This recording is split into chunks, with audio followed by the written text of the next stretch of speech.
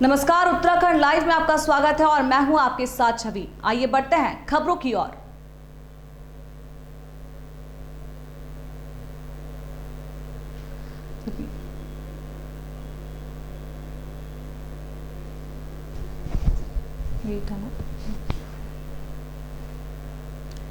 नमस्कार, उत्तराखंड लाइव में आपका स्वागत है और मैं हूं आपके साथ छवि। आइए बढ़ते हैं खबरों की ओर। सियाचिन के ग्लेशियर में 21 फरवरी की देर रात शहीद हुए हवलदार जोगेंद्र सिंह चौहान का पार्थिव शरीर कान्हरवाला पहुंचा तो घर में कोहराम मच गया। परिवार के लोगों के साथ बहुत बड़ी संख्या में लोग शहीद की अंतिम विदाई में शामिल हुए। शहीद का अंतिम संस्कार हरिद्वार में होगा। डोईवाला के लाल को सरकार की ओर से कैबिनेट मंत्री गणेश जोशी ने और कांग्रेस प्रदेश अध्यक्ष गणेश गोदियाल ने शहीद जोगेंद्र सिंह चौहान को श्रद्धांजलि अर्पित की। उत्तराखंड के भी कई युवक यूक्रेन में पढ़ाई कर रहे हैं और उनके परिजन चाहते हैं कि वो जल्द से जल्द अपने वतन वापस लौट आएं। राजधानी देहरादून के कोरोनेशन अस्पताल में कार्यरत डॉक्टर डीपी जोशी के बेटे अक्षत जोशी भी यूक्रेन में फंसे हुए हैं। बाल रोग विशेषज्ञ डीपी जोशी भी अपने बेटे अक्षत को लेकर चिंतित हैं। देहरादून के हाथी बड़कला केंद्रीय विद्यालय में अध्यापिका रश्मि बिष्ट का बेटा सूर्यांश सिंह बिष्ट यूक्रेन में लिविव मेडिकल कॉलेज में MBBS की पढ़ाई कर रहा है।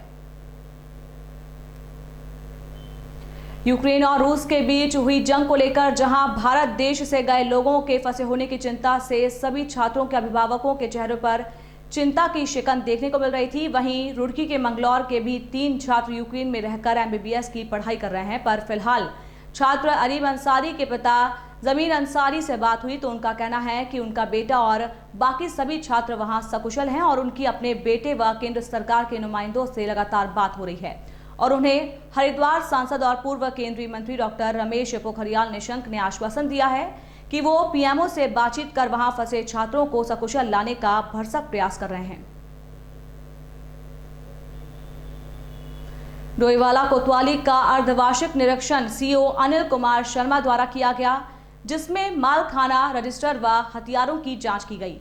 इस दौरान CO अनिल कुमार ने बताया कि थानों का अर्धवार्षिक निरीक्षण एक सामान्य प्रक्रिया है जिसमें पुलिस अधिकारियों द्वारा समय समय पर निरीक्षण किया जाता है ताकि थाने की कार्यप्रणाली में तेजी लाई जा सके, साथ ही हथियारों की भी जांच की जा सके। परीक्षण के दौरान थाना कर्मचारियों ने भी CO के सामने अपनी समस्याएं रखी, जिसके लिए CO अनिल कुमार द्वारा समस्याओं के निस्तारण का आश्वासन दिया गया। वहीं CO द्वारा आमजन से कोविड गाइडलाइन का सही तरह से पालन किए जाने की भी अपील की गई। देहरादून के SSP जन्मेजय प्रभाकर कैलाश खंडूरी ने आज यूक्रेन में फंसे भारतीयों के बारे में बताया कि उनको जितनी सूचना मिली है उसमें ये पता चला है कि 32 लोग देहरादून के हैं जो यूक्रेन में फंसे हुए हैं और उनके बारे में सारी जानकारी इकट्ठा कर ली गई है। साथ ही साथ उन्होंने बताया कि उनको 112 हेल्पलाइन पर कॉल कर सकते हैं अगर किसी के दोस्त, रिश्तेदार या जान पहचान वाले यूक्रेन में हैं, ताकि वे एक निर्देशिका बनाकर भारत सरकार को भेज सकें, जिससे हुए जिस भी तरीके से भारतीयों को वहां से वापस लाने का कार्य है उसमें आसानी हो और कोई भी भारतीय वहां यूक्रेन में फंसा न रह जाए। देहरादून SSP जन्मेजय प्रभाकर कैलाश खंडूरी ने बताया कि बीती 18 फरवरी को सैलाकोई में एक शराब की दुकान में चोरी का मामला दर्ज किया गया था, जिसमें दुकान के मालिक ने बताया कि 2 अभियुक्त ने रात के समय उनकी दुकान में घुसकर मारपीट और लूट की थी, जिसमें उन्होंने वहां से धन एवं सोना और चांदी की लूट के साथ ही उन्होंने बताया कि उन अभियुक्तों के पास एक तमंचा भी था। इसी के बाद पुलिस हरकत में आई और अलग अलग टीम बनाकर उन अभियुक्तों की तलाश जारी कर दी। उन्होंने बताया है कि CCTV कैमरे द्वारा और मुखबिर द्वारा उन्हें अभियुक्तों का पता चला है और पता चलते ही पुलिस ने 3 अभियुक्तों को गिरफ्तार कर लिया है और जो दुकान से सामान चोरी हुआ था वो भी उन्हीं अभियुक्तों के पास से प्राप्त हुआ है। साथ ही साथ उन्होंने बताया कि तीनों अभियुक्त देहरादून में किराए पर रहते थे और मजदूरी के काम से बिजनौर से यहाँ बिजनौर आए थे। वहीं इस घटना को अंजाम देने के लिए काफी दिनों से निरीक्षण कर रहे थे और मौका मिलते ही उन्होंने चोरी को अंजाम दिया।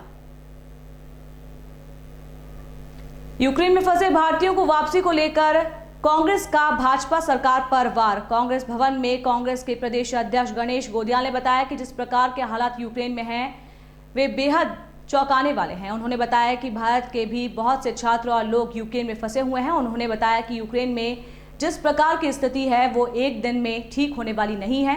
बीते 15 दिन से वहां ऐसी संभावनाएं बनी हुई हैं। रिपीट।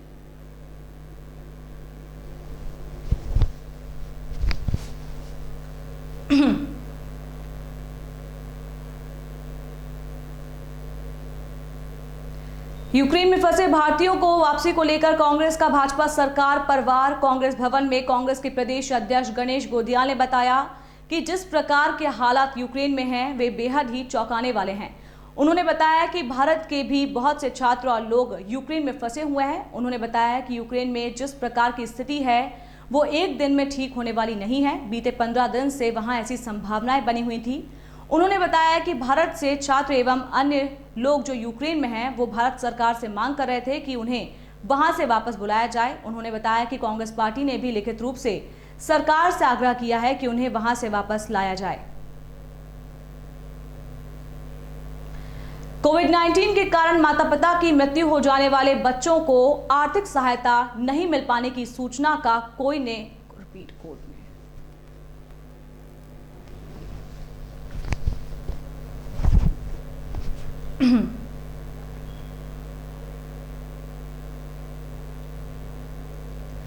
कोविड-19 के कारण माता पिता की मृत्यु हो जाने वाले बच्चों को आर्थिक सहायता नहीं मिल पाने की सूचना का कोर्ट ने संज्ञान लिया है।